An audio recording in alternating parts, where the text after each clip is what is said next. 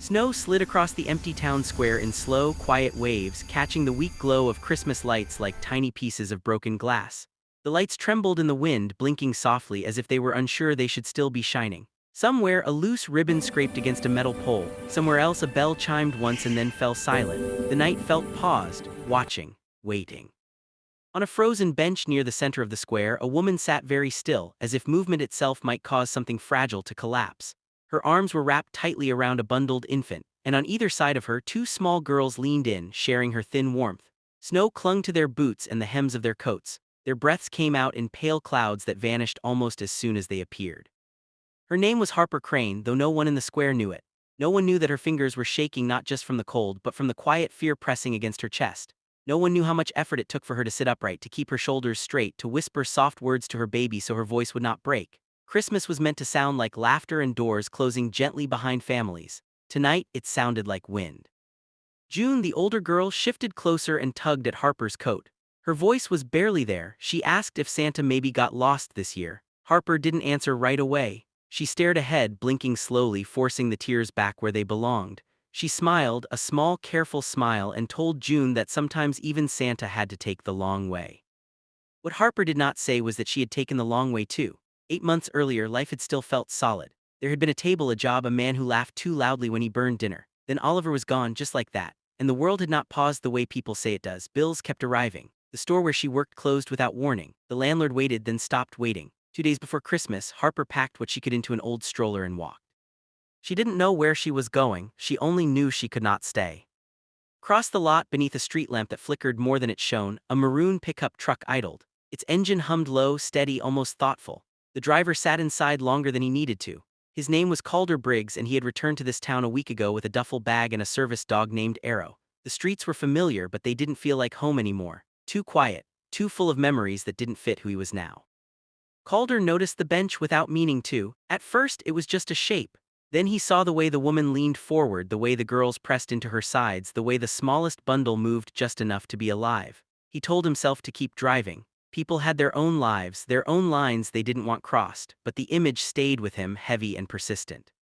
He stepped out into the snow. Arrow stayed close, alert but calm. The cold bit at Calder's face as he walked, boots crunching loudly in a night that felt too quiet for sound. Harper looked up when she heard him. Her eyes widened slightly, then settled into something cautious and tired. Calder slowed. He didn't want to startle them. He didn't want to be another reason for fear.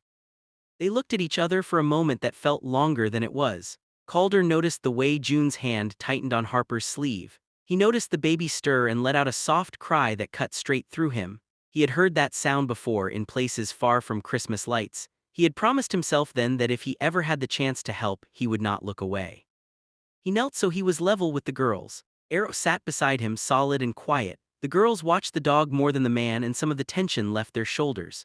Calder spoke gently, asking if they were okay, though his eyes already knew the answer. Harper tried to say yes. The word came out thin and cracked. She swallowed and tried again, then finally shook her head. She said they didn't have anywhere to go. She said it quickly, as if saying it too slowly might make it worse. She apologized once, then again, then stopped herself, embarrassed by the habit.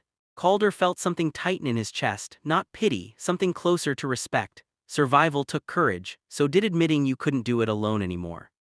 Snow gathered on his sleeve as he held his hand out. He didn't rush. He didn't explain. He simply said that no one should be sitting out here on Christmas night and that she didn't need to apologize for staying alive. Then he said the words that surprised even him, "Come with me."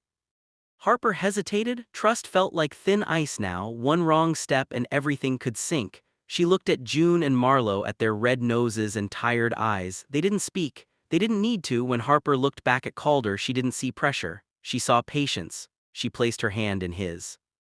The truck was warm. The children curled into blankets like they had been waiting to do that all night.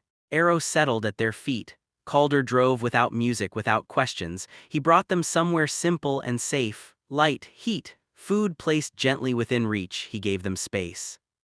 Days passed, then weeks. Calder helped without making it feel like charity. He fixed small things. He listened more than he spoke. Harper found work. The girls laughed again, quietly at first. The baby slept peacefully, and something in Calder, something tired and closed, began to open. By spring, the snow was gone.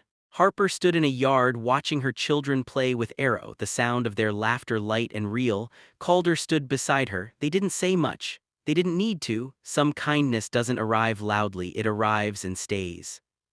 If this story stayed with you, take a moment to like it, share it with someone who might need it, and subscribe for more stories like this. And in the comments, leave just one word.